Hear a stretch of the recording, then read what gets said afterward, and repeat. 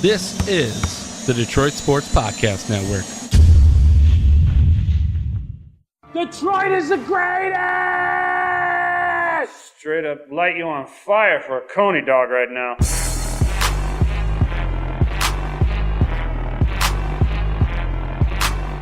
Darren McCarty comes back with Neiman in front of him. McCarty draws. McCarty in. McCarty scores!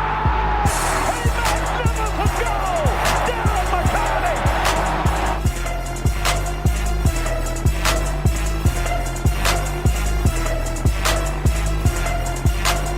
Stafford takes, throws, end zone, Calvin, touchdown Detroit Lions!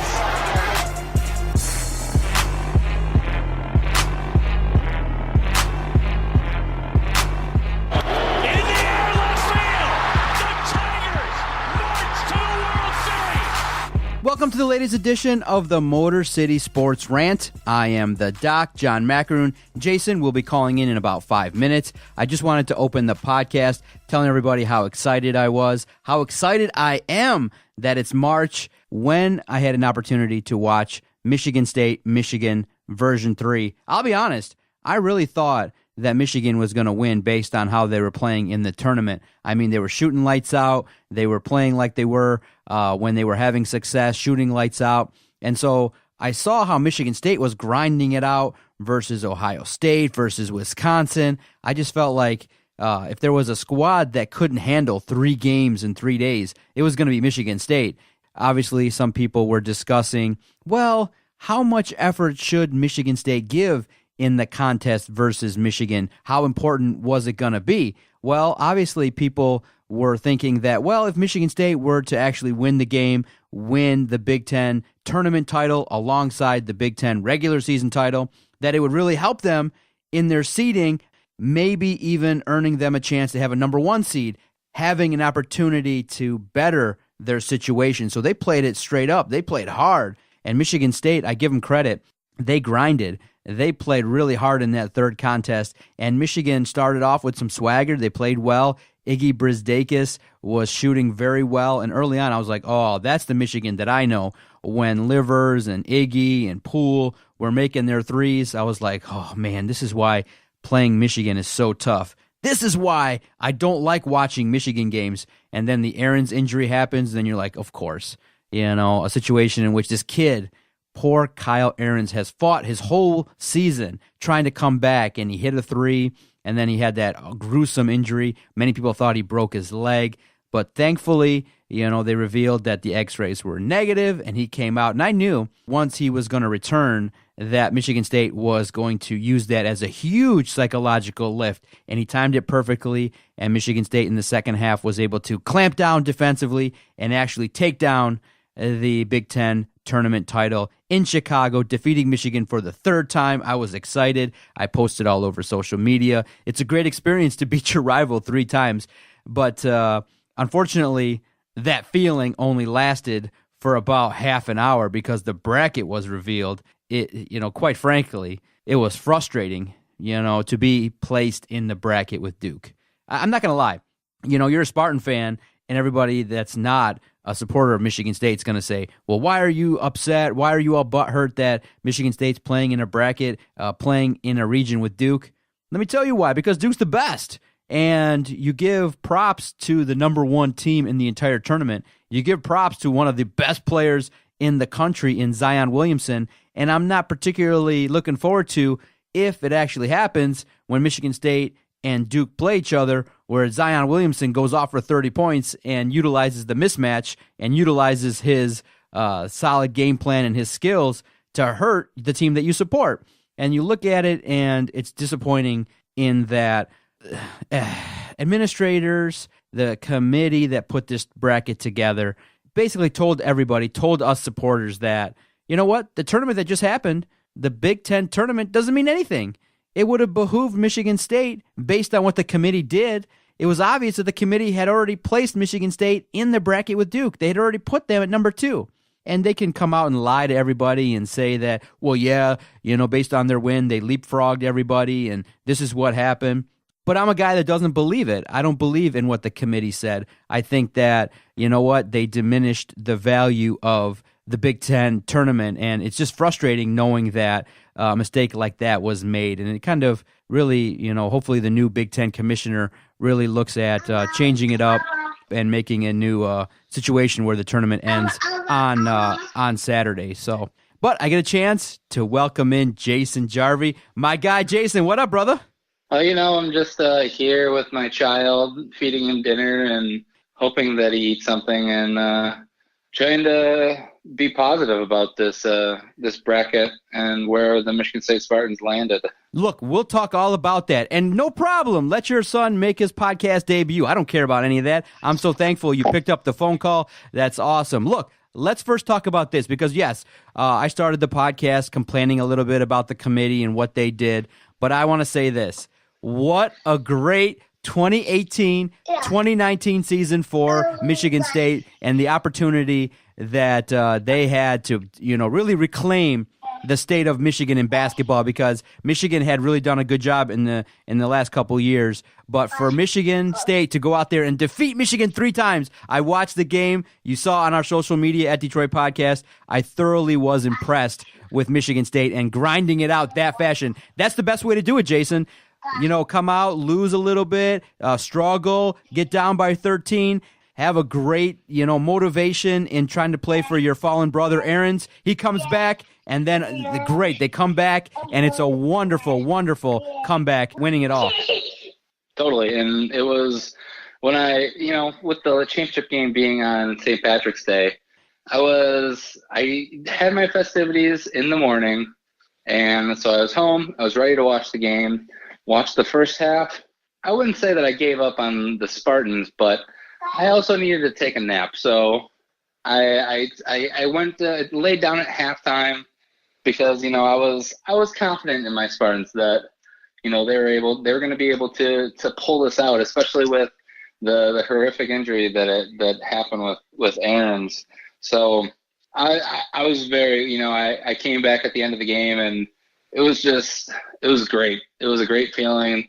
Michigan State got another victory, and, we had complete dominance over Michigan this year in basketball. Not one, not two, 3 straight victories. I mean, if my heart could handle it, if Michigan State, for some reason, could win it all versus Michigan, that would be amazing, that fourth go-around, because it just looks like that the matchups favor Michigan State in a lot of areas, and the way the game shook out was awesome. I love the fact early on. Now, it was annoying when it was going on live, but Iggy making the money sign and making his shots early, and he was, trying to get his team riled up, and you could tell that Michigan definitely took Michigan State seriously. They had a strong level of respect, and it got to halftime. It was close, and Tom Izzo was not happy, obviously, with the performance. They had to make better shots. In the second half, I realized that once Aarons was going to return, he was going to show everybody that, hey, I'm here. I'm going to support the cause. I'm going to support my team. And then right away, you could tell when McQuaid went over to him when Aarons went down, you knew he was going to step it up. You just had that feeling like, okay, he's going to play, he's going to go balls to the wall for his boy. And then he came right out and started hitting threes left and right. I'm so impressed with McQuaid. I think he's a great guy. I think he's a great, contributor to the Michigan State Spartans. I'm so happy that he's evolved this way. Yeah, I had that feeling when Matt McQuaid, when he came back and immediately hit that three, even though they didn't close out the half quite the way that they wanted to. You just had a feeling that Michigan State was going to step up, and they're going to take care of business in the second half. And it might have taken them a while to fight all the way back, but all that really matters is they took care of business in the end. Oh, Nick Ward, bro. You see some of the great inside moves? Yeah, the interesting part was when Michigan made their run in the second half, after that timeout, they were smart. They started missing all the shots. They went back inside. They went back inside to Teskey. They went back inside to Iggy, and they were making layups. And I was like, okay, that's smart on Michigan's part. And then what I had noted early in the first half was, okay, if Cassius Winston doesn't step it up, then I don't think Michigan State can win it. He's one of the key difference makers. And in the second half, it kind of felt like he was kind of, early on in the game, just passing the ball, kind of getting into rhythm, trying to find holes in the defense. And then in the second half, he's like, okay, now it's time to expend the energy. And he just started going inside at a rate that I was like, holy cow, how's he finding these holes? How's he finding this opportunity to get through that defense? And he was making shots that were like, holy cow, Cassius Winston took it to that level that you need to win a game like that. And I'm so happy that we had a guy that stepped it up and a couple guys that took it to another level to make it so that we could celebrate and have a really, really good Sunday, a good St. Patrick's Day. It was, a game in which Michigan State grinded it out and earning that 65-60 victory in Chicago to win the Big 10 tournament title was really awesome. And I was so excited. I was screaming, dancing. I thought that I was like, my daughters were loving it. And they were like, you might have a problem as a fan when your 6-year-old daughter comes to you and sees how crazy you're acting. And she comes up to me, my little one, and she's like, Dad, it's just a game. And I was like, you know what, honey, you're right. And I told my wife, I was like, Andrea, I don't know. I might be 40, but it's not just a game. I care a lot. And I'm trying to tell myself it's just a game. It's just a game. But I did not want to lose to Michigan. And so when they won, it just made it that much more exciting. But God, could they, I don't know if I could handle games that close again versus Michigan, because you want it so bad. You want that three-peat. And I really went into it thinking Michigan was playing well. That 3 games in 3 days for Michigan State was terrible. I didn't expect them to do that, and so I was thoroughly impressed. I was so happy. I was on top of the world. It just made it for a great 7 days. Winning last Sunday, and then winning on this past Sunday was awesome. Awesome stuff. Yeah, it really just seemed like you didn't really I don't know, to beat Michigan 3 times in a season, both, the home and away in the regular season, and ending up meeting in the conference finals, it was amazing. And I've definitely taken a step back from sports. I don't get to watch as much, but these are the games that I really look to, and these are the games that really do matter to me. Like I'm not concerned about Michigan State, Ohio State. I'm not concerned about Michigan State, Wisconsin. Whenever it's Michigan State, Michigan, though, that's when it really matters. And that's the one when you look at the scoreboard and when you pull up your ESPN app, that's the one you want to see. You want to see Michigan State get a W there.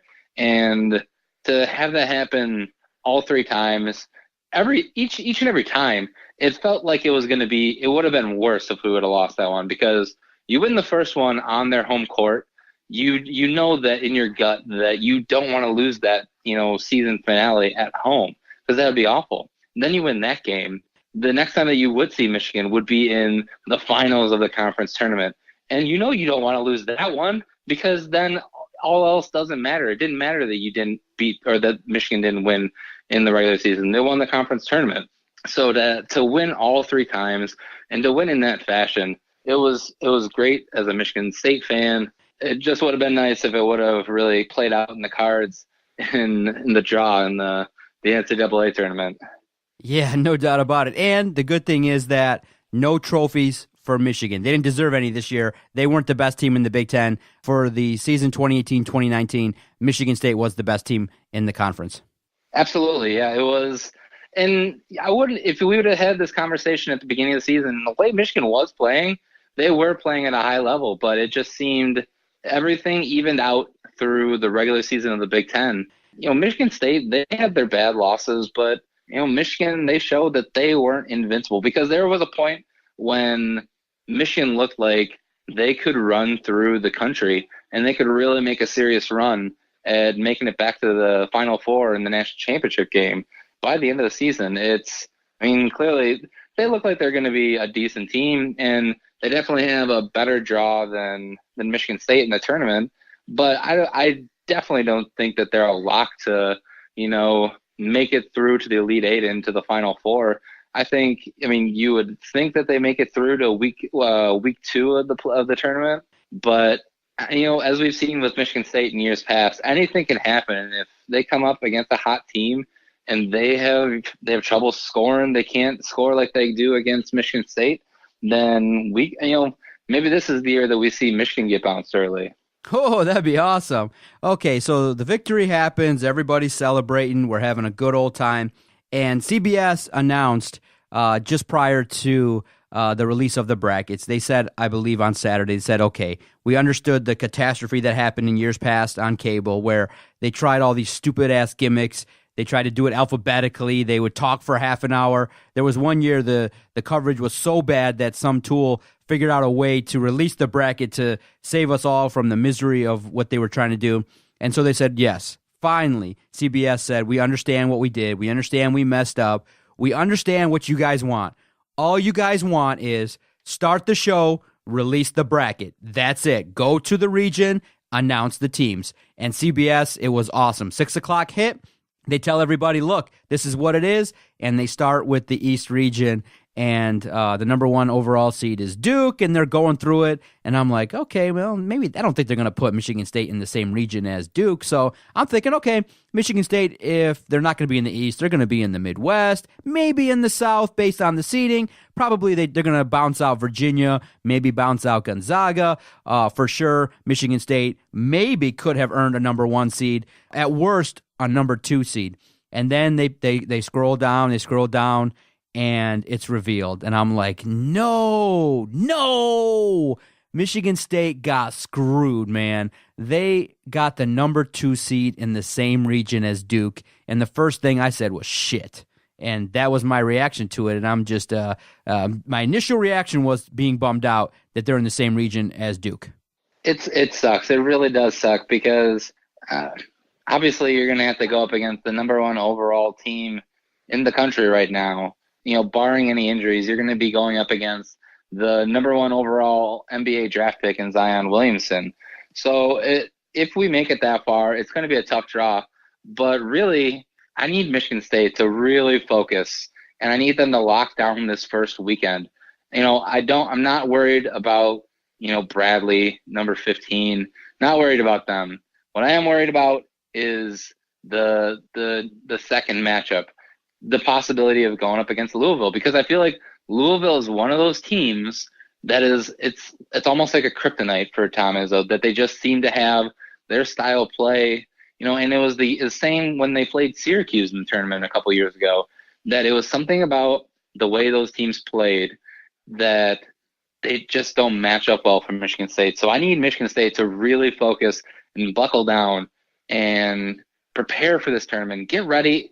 Tom Izzo needs to do what he needs to do to get rid of all of his biases. Just play the players who are going to play best. They need to get the job done week 1. Worry about the Sweet 16 once you actually get to it. And then we can worry about Duke when we get to those and get to that level. Do you feel like I did when I started the podcast that the committee just doesn't value the tournament? I mean, they don't value the Big 10 tournament, because obviously when you explore it and you say, wow, it reeks of the committee already placing Michigan State in the region and having the bracket already set up. It just is unfortunate because they came out and I feel like they're lying, trying to tell everybody, well, we wanted to reward Michigan State by putting them in the region and having the next travel situation be a little bit better by having them go to D.C. I just look at it and I feel like they wanted to match up Izzo and Krzyzewski. They want a situation in which television has more of a say than what they're letting on, and I just don't like the way that it just seems like they're not valuing winning a conference title. Look, Gonzaga, Carolina, they didn't even win their conference title. They didn't win the tournament that they were in. Michigan State won it. So the part that frustrates me initially is I think Michigan State was worthy of a number 1 seed. Yeah, my biggest thing is I don't get 3 ACC teams all getting number 1 seeds. I mean, Duke, obviously, and I get one of the other 2, and you have to give it to UNC. I don't get them giving all 3. Virginia, they're not worthy of a number 1. If anything, I would have swapped out Virginia, Michigan State, and Michigan State gets a number 1 there. But then it's just the way the selection committee is. I want to believe that they're not looking at the matchups and saying, hey, it would be great if the Elite 8 matchup was Tom Izzo versus Mike Krzyzewski. But it's just the way the whole thing shakes out with it being because of their distance and the distance between for making fans travel. I think if you asked any Michigan State fan, who would you rather go? Would you rather have a better matchup, or would you rather have an easier drive to get to the game? And I think any Michigan State fan would say they would rather have a better matchup. It makes zero sense. I think it's a moneymaker too, because they're thinking about their ticket sales, because if Michigan State's not going to travel to, the West Coast, but there's a better chance that they travel to Washington, D.C. So it's a tough draw all around. You'd have to have complete reform in the selection committee.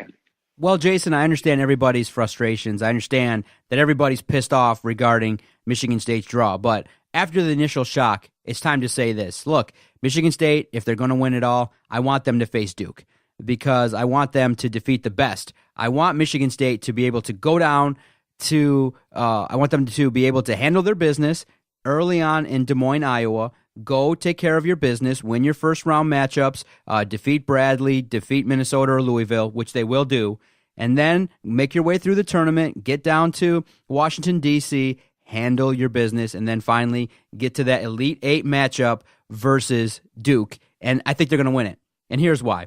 You may say, oh, okay, Doc, now you're going crazy. Now you're getting excited. You realize that Michigan State's playing well. Here's the thing that people need to recognize. Duke is young. They're supremely talented, but they're really young. And if you can limit Zion Williamson, if you can limit the damage that he causes you, I think Michigan State can probably, utilize a defensive strategy similar to what they did to Michigan. If they can play a strong brand of defense, clamp down, and hit shots, if McQuaid, Tillman, Ward, and Cassius Winston all ball out, then you got an opportunity to compete with Duke, because there's a blueprint. Carolina beat them. Gonzaga defeated Duke earlier in the season. So, and they've had situations. We might get lucky where maybe Duke doesn't even make it that far. But I'll say this. I think this is a year that Tom Izzo could go toe-to-toe with Krzyzewski and finally get that much-needed second victory versus Duke. It needs to happen. Now, can Michigan State win it all? Probably not. But there's a scenario in which I think Michigan State might view what has happened maybe as a way to say, you know what, let's challenge ourselves, let's handle our business, and let's take care of, let's shock the world and defeat Duke. I think they could do it. I think they can do it, but to get to that point, you make it to the Elite Eight, you're going up against Duke. I think the only way that you're going in there and beating them, Michigan's, and as we've said it about Michigan, the Michigan matchups, is that they have to go in there and they have to play a perfect game. They can't go in there and, go 8 minutes without scoring a basket. The only way they go in there and they beat Duke is they need to come out fast. They need to keep it close and preferably keep a lead, because if there is any point where you're going to, hit a cold streak, if Duke gets a lead there, it's just going to be, you're going to be fighting an uphill battle. And at that point, it's just, I feel like that's what really affects Michigan State, is when it's late in games and they're down, that they just go into 3-point shooting mode, and that's when they're not playing their game. They're not on their best. So Michigan State going up against Duke, and this isn't even for the national championship. This would be for going to the Final Four. You have to play your perfect game in the Elite Eight. Perfect game. I think they can do it. They can compete.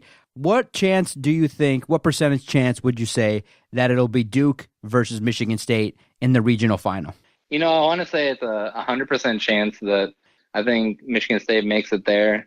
And I have to imagine Duke's going to make it all the way, because I don't see anybody on their side of the bracket, being able to take them down. But Michigan State making it through, I think if they can get past Louisville, and I'm assuming it's going to be Louisville in that, coming out of that 7-10 matchup, then if they can get past Louisville, I think there's a very good chance that they get to the Elite Eight. And once they get there, it's going to be all up to them if, they're going to be going to the Final Four, cutting down the nets, or if they're, going to be going home with a a pretty decent season, but, overall, you didn't make it to the, Final Four. You didn't get the ultimate win. People are a little bit concerned regarding Michigan's draw. Now, I said it was a puff, I said it was powder puff and a participation trophy that, they got such an easy draw. But then right away, Vito comes out, and you can follow him on Twitter at Vito Jerome. He said, pay attention to what I'm going to put out there this week on the network. He thinks, and he's going to fill out a bracket, and he's going to have Michigan losing to Nevada. And I started to look at Nevada, and oh my goodness, they got a senior-laden team, they got a big team, and they got a team with a coach that can, dial it up defensively as well. So it's not going to be easy to get out of that second matchup if Michigan, survives early on versus Montana. Nevada could present a lot of Wolverine fans some angst. And so I don't think I'm going to have Nevada winning it, but I would say that like I voted in an earlier podcast, I think Michigan State and Michigan get eliminated in the same round in the regional final. Gonzaga takes down Michigan, and Duke takes down Michigan State. So you don't have Michigan or Michigan State making it all the way through? You don't have the love? I don't know if I could do it. I might maybe in a bracket throw Michigan State in the Final Four. I know I just said that I think they could beat Duke, but, realistically, if I'm being exactly, what I think basketball, facts would tell me, if I'm thinking factually with my brain, I would put them, I would put Michigan State to lose to Duke. But if I'm thinking like a fanboy and my heart and passion and that percent chance that, that psychology factor comes in where everyone thinks that Duke is so much better and maybe Michigan State will rise to the occasion, this kind of has that feel of a gritty team. And so that's where my heart lies in saying that Michigan State will win. But obviously my brain will tell me something different. But yeah, I said it before and I'll say it again. Both Michigan and Michigan State will get eliminated in the same round. I guess just to be different, I'm going to go, I don't think Michigan's going to make it to the Final Four just because I don't want to pick Michigan to go to the Final Four. Exactly. And for the same reason, I'm going to pick Michigan State to go to the Final Four because I want Michigan State to go to the Final Four. Yeah, baby. And there's so many different things that can happen in this tournament that can make, the odds better or worse. So I think this is, after that first Michigan victory, I said it before that game that, if they get that win in Chrysler Arena, that this could end up being a special season for Michigan State. That's what's happened since that game, that even though they had a couple missteps, that they did go out in the season finale, beat Michigan, went through the Big 10 tournament, won that, beat Michigan in the championship game. I think this is a Michigan State team that we haven't had in a couple years. This is a team that's been under Tom Izzo, and they've put in the work. Maybe this is a team that's actually bought into what Tom Izzo preaches. I mean, we're going to have to wait and see what happens in the tournament, but I have a good feeling about this team, and I want to believe that they can at least make it to the Elite Eight. Once they get there, maybe something magical can happen. Jason the King Jarvie breaking it down. Now, I don't predict too many early upsets, but if there is a number 2 seed that's going to go down, it's going to be Michigan State. They might be tired. That was a grind, 3 games in 3 days. Is 3 days enough rest? Bradley is a team that could cause some problems, but I do think that Michigan State will roll. I think they're a 19-point favorite, so there's an opportunity. And you know what else sucks, Jason? Michigan is playing Thursday at 9:30 at night, so the whole country can watch after a long day of basketball. And Michigan State plays at 2:45, whereas if they were placed in a different position, they could have played on Friday. And it's 2:45 in the middle of a workday. And I know, obviously, some people are flexible and they can, go to the local bar and things like that. But us working folk, we got to work on Thursday, so I'm going to need you to... You're not going to schedule your vasectomy, on Wednesday so you can take the next couple days off? Exactly. You saw that article, too. That's crazy. I'm not getting a vasectomy. You see it every year. Yeah, I'm not getting a vasectomy today, tomorrow, or ever. I don't need to ice my package. No way. I'll just use the age-old method of not having sex. Oh, that's sad. That's sad, John. Jason, I enjoyed the conversation. Real quick, who do you got in the Final Four then? Who are your Final Four teams? Who I got in the Final Four? I'm gonna go a little outside the box for at least 2 of the picks. In the East, of course, what I already said. I want them to get there, so I'm going to pick them. Michigan State coming out of the East, coming out of the West. I also said this. I don't want Michigan to go to the Final Four, so I'm not going to pick them to go to the Final Four. I'm actually going to have the team who's going to beat them in the Sweet 16 go to the Final Four, and that's going to be Texas Tech. I don't see Gonzaga coming out of the West, but just because I feel like they've had a really bad season. They haven't been what they're really, hyped up to be. Coming out of the Midwest, getting choked by my son here, I'm going to go with a 1 seed, going to go North Carolina coming out of there. I think it's really going to come down to North Carolina and Kentucky. The wild card might be Auburn, but I think North Carolina just has what it takes to finish them off. And then coming out of the South, God, man, I want to pick Virginia, and if it wasn't them, I would want to pick Tennessee. But I have a hard time picking either of those teams.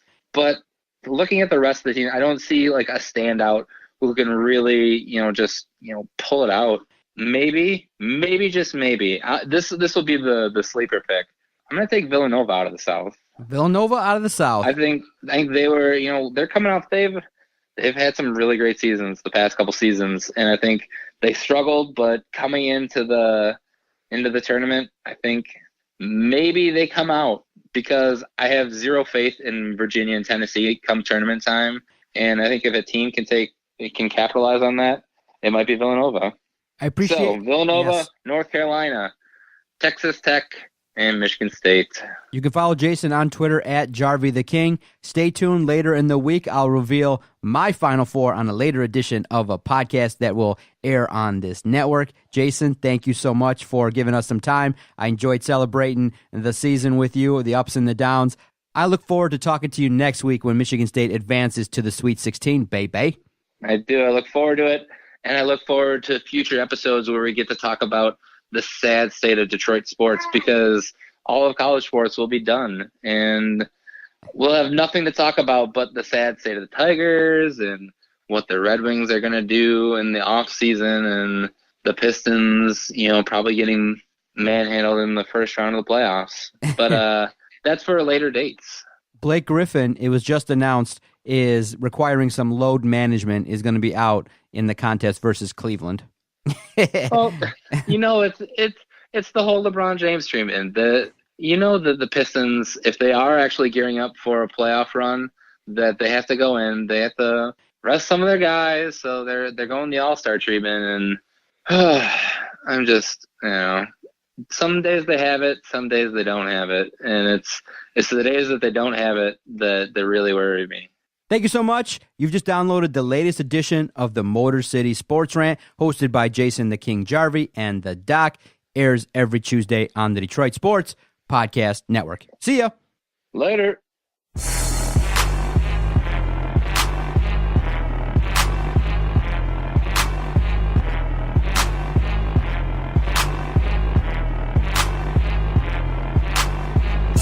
Okay, nice, idiot. F you. Bye-bye.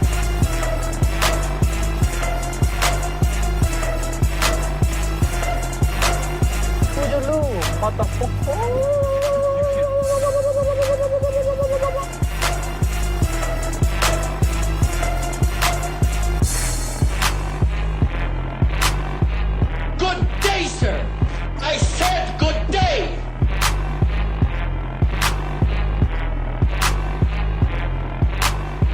All right. Take care now. Bye-bye then. Loser.